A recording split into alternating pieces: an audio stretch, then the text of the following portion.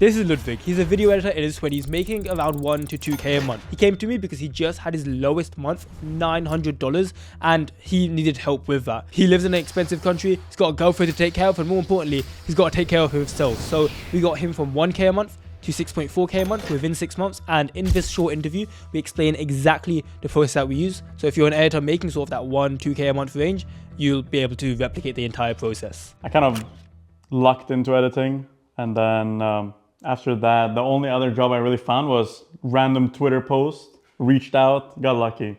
Yeah. But other than that, I had no clue how to get clients, and obviously found you. Yeah. Got you. Yeah. So you say you weren't able to get clients, but you were making money before you joined us. Walk me through how much you were making and how that was. Yeah, I was making around between 1 and 2k, sometimes 2.5 on like a super good month. But the problem was, it was between 1k and 2k, and it was just fluctuating, sometimes even lower. Yeah. Sometimes, right before I joined the Lair, I had a $900 month. So like, it went down low sometimes. Yeah, yeah. Okay, and I know for some people, making $900 a month is like, oh, that's the goal. So I guess for you, why is it that even though you're at $900 a month to $2,000 a month, you needed or wanted more? I guess I live in Sweden. It's a pretty expensive country, right? Yeah. So realistically, like I run my own company. If I want to take a decent salary, I need like 5, 6, 7k minimum, I'd say. Yeah. So that was the main thing, and I want to be able to take care of my fiance, set her up, So yeah. Yeah, because I remember when you were on the original strategy call, you told me a little bit about that with your goals. When it comes to your fiance and how she sort of benefits / is impacted by your work, I guess what was it before when you were making like 1k, 2k? How does it feel now? Walk me through that transformation. Oh, it feels amazing, dude. Like being able to go to the store, buy her flowers, and not even care about the price of the flowers. Yeah. Because, before when I went, if I wanted to get her flowers, $30? Nah, I'll get the $15 flowers, So just being able to do the small things for her is what really drives me. And, the other week, my parents visited. So I took out everyone, like her parents, my parents. Yeah. I paid for the dinner, without them knowing. And just stuff like that just drives me. It's nice, really nice to have. Yeah, I think it's cool because with the stage that you're at now, just in life in general, you have not only people like relying on you, but also like you're having to be more stable for yourself. So I guess, where are you at now? So you've been there for, I believe it's 7-ish, 8-ish months. Talk me through the progress you've made and yeah, just tell me a little bit about that. Yeah, gotcha. So as soon as I joined the Lair, I was doing Roblox content. And even like after the first month, I saw progress. What was that progress? The progress was me getting clients. That was the main thing, right? So I started getting clients, I started doing outreach, I started getting inbounds, which I don't think I've ever gotten prior to joining the Lair. So that was like a massive thing for me. And obviously I brought up my floor now, which was my main goal, to bring it up from that 1k to potentially 3k. Last month, obviously I made 6.4k, which is a crazy month for me. I don't know if I answered the question. No, you got it smash on. So I guess for you, when you heard about the Lair or anything that we do, what were your initial impressions? And by the way, if you thought we were a scam, if you thought we were absolute idiots, you can say that. But like, what were your initial impressions? I just didn't know what to expect, I think. Okay. I knew you were good. I've been following you on Twitter. I think on my editing account, you're probably one of my first follows. So like I knew of you, but I had no clue like what the Lair was. I knew it existed, but I didn't actually know like what is it? Yeah. So yeah, I think prior to booking that call, I was like it was mysterious to me. Yeah. I didn't really know what to expect. Okay, so you jump on that call.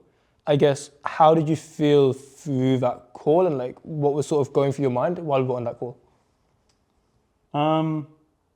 I could sense how excited you were to get me in. And that was like the main thing.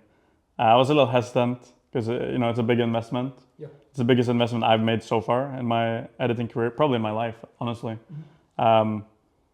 So I was a bit hesitant, but I think you walked through everything pretty well. And by the end, I was happy with the decision for sure. Yeah, got you. So you jump in, you made the decision to join. First impressions. Now you're in. What happened then? Like I'm on the editing layer school page. You're on the page right now. What were you thinking? Oh, brother. I'm going to be honest. Because I paid and then I got let in the next day. Yeah.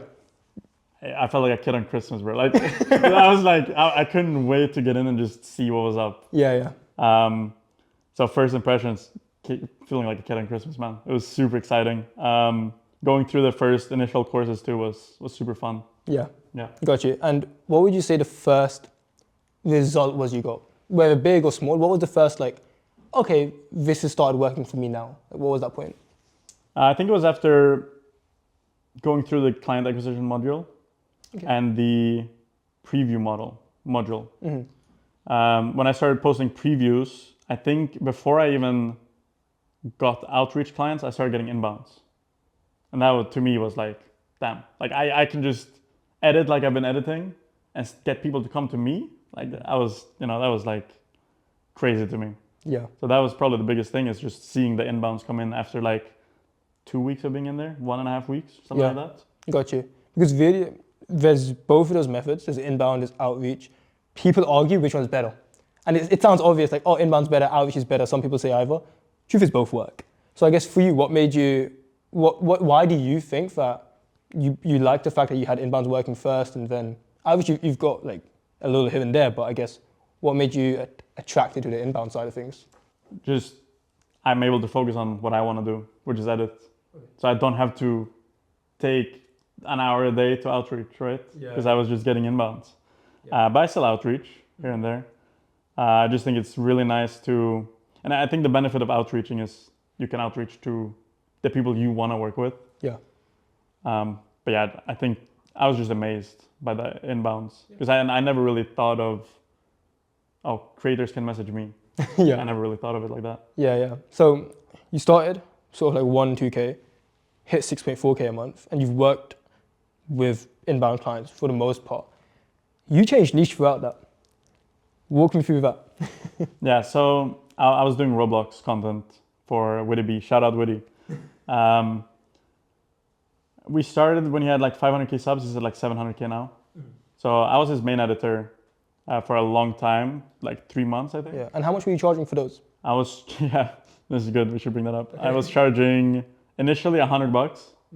And as time went on, I think we ended up at like 175 per video. And over how long did you do that price base?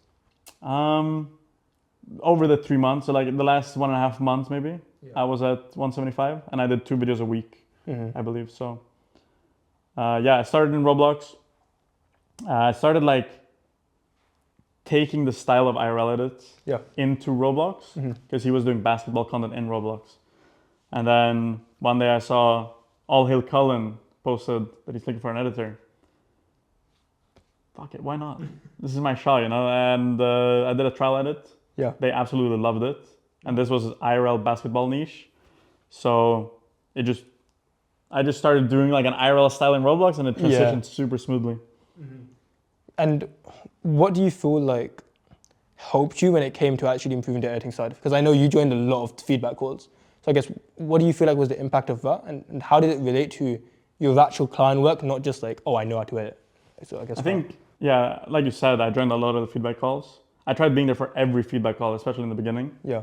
And just having you, like someone who's not me, look at my edit and tell me what's bad and what's good was really, really helpful. Yeah. I guess what specifically did you find useful about that? I think specifically it's the fact that obviously I can look at the edit and I can spot maybe mistakes, but you just as a completely different person see things in a different way. And especially with your experience, that was just specifically that. Yeah, got you. So you were making, like you said, 100 and a little bit, 175 at one point for Roblox videos. When you made the switch, what did you switch to? Why did you switch to it, and how much are you charging now?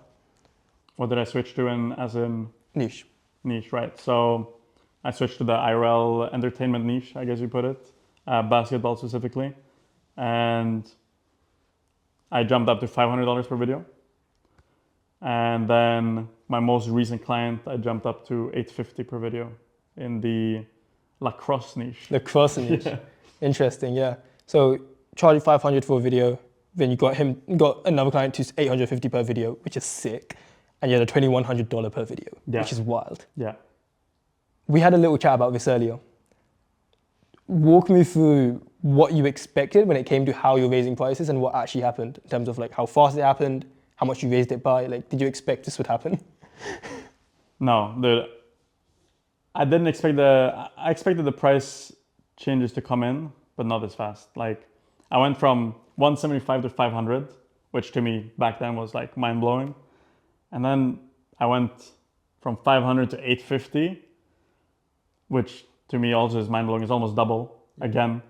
And this was in like, what, I've been working with Colin for like 3 months, 4 months. So, I mean, just seeing that everything you teach works that fast, like you can make it work in like a week. If you just go through that and you like take the feedback from it, it's wild.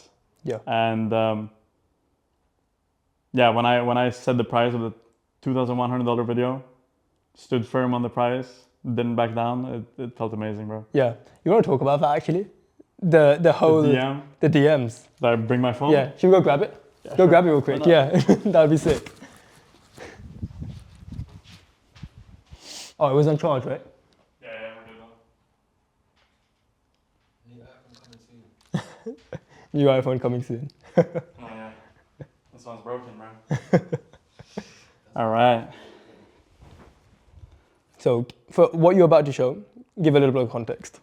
All right, so the man himself said like textbook of how to stand firm on prices, and I guess how to raise prices. It's the same guy that charged $850 for. So I knew that this video was super important to him. It's a bigger video. He needed it fast. Yeah.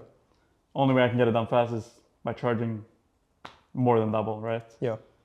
And he tried pulling it back down to $1,500. And I said that the only chance we can do that is if we meet in the middle, 1,800. But we pushed back the deadline, which I knew for a fact that he wouldn't want to do, right? So like, I knew that I was gonna get the $2,100. Yeah. And yeah, I mean, do we show the messages or like? Yeah, go on, mate.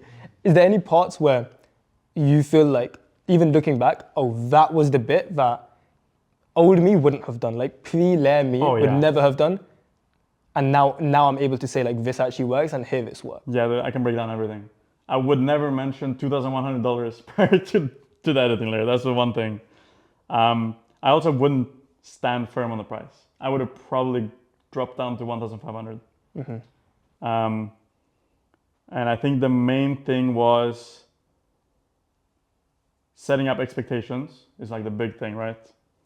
And you can't just lower prices to lower prices. And this is something you teach as well. If you lower your prices, you need a reason to lower them, which is what I did with the 1,800, right? I lower the prices if we push back the deadline. Yeah. Right? And that was probably the main thing that I'm honestly super proud of. Yeah. Yeah, I don't know, do I show a camera? Yeah, I mean, you could show that if you want, I guess. Do but I go like, close? Yeah, go on. But yeah, because that was a textbook play, man. That was good. So this right here, I think that shows the message. That's true enough for them. Perfect. No. There's gonna be some fucker that thinks it's fake. Yeah, for real. Yeah. We faked this whole WhatsApp conversation, but then you did it right before this just to fake it. Yeah, dude. But yeah, man. So you hit 6.4K. You solved the client problem. I guess outside of the monetary, like, okay, you're making more money now, cool. What has that actually done for you? Like outside of the making more money part? Yeah. What has the editing layer done for me? I mean, so you've gone through this journey. Right.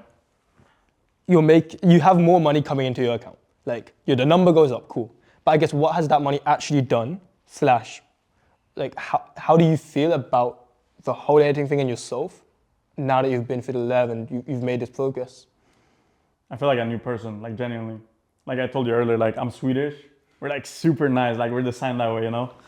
And just being able to know that I'm doing someone an awesome service. Like if I edit their videos, I know it's gonna be a banger. And just knowing that and like being able to stand firm Yeah. is something I would never have done before. So like genuinely, I feel like a new person. Yeah. Yeah. That's awesome, man. And what about people outside of yourself? So let's say you have your fiance, and in fact, let's talk about your fiance. Is that cool? Yeah. Yeah. Before, how did she see editing, like, and you doing it? She's actually been super supportive since the start. Yeah. Her stepdad was like supportive as well, but he came to me at some point after like 3 months and he was like, this editing thing is really cool, but like, have you considered maybe looking for a job in editing, like a full-time job? Yeah. And I was like, nah, you just gotta trust the process. Trust you the know? process. So, I mean, yeah, everyone around me has been pretty supportive. Yeah. But now, like like I said, being able to take them out to dinner and really show them that like, yo, I'm doing good now. Yeah. Feels amazing. Yeah. It's what I live for. Yeah. Nice, man. And where your stepdad was sort of hesitant or concerned before, what's his opinions on it now? They're both super proud of me, both her mom and their stepdad. So, yeah, they just, aim for the moon is what they tell me. Yes, sir. Good stuff, yeah. Because you actually got engaged recently. Walk me through the timeline, the story, and sort of tell me a little bit about that. Because I know that was a big thing for you. Even before you joined, you were like, I'm trying to get married, dude. I need to make some money. Tell me a little bit about that. Yeah, man. That's also like a big reason why I joined. Is because I really wanted to scale this because, I see a future with her. I knew I wanted to propose. And because I joined the layer, I was able to get a ring, which, I'm super happy about.